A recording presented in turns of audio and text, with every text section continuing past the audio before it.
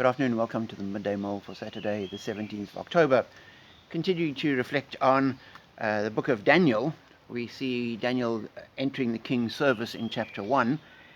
And in chapter 2, King Nebuchadnezzar has a dream which puzzles him, and he says to the astrologers and the wise men of the kingdom, I need this interpreted, but I'm not going to tell you what it is. You've got to tell me the dream as well as the interpretation. And the astrologers come before him and they say in verse 10, there is no one on earth who can do what the king asks. No king, however great and mighty, has ever asked such a thing of any magician or enchanter or astrologer. What the king asks is too difficult. No one can reveal it to the king except the gods, and they do not live among humans. And this made the king so angry and furious, he ordered that they all be executed.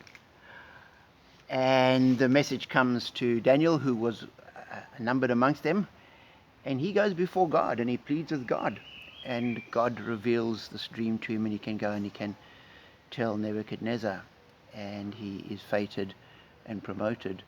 But just this notion that there is facing a task that no one can do, what you're looking for is impossible. There's no one has asked such a thing. There is no one who can give you the answer you're looking for. That is beyond us.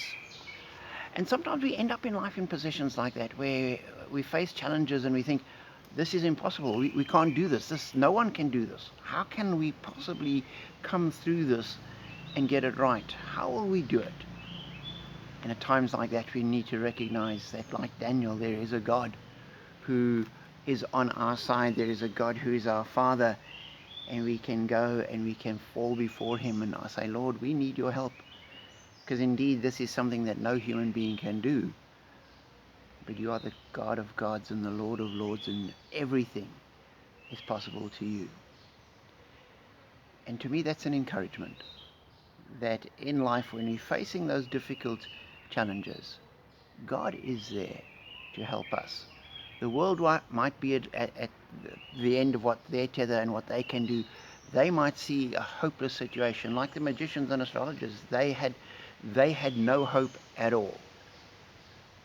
Our hope is in the Lord who created the heaven and the earth, in the Lord who loved us enough to come into our world in Jesus, and loves us so much that he calls us his children. That God is on our side. Be encouraged. Be blessed.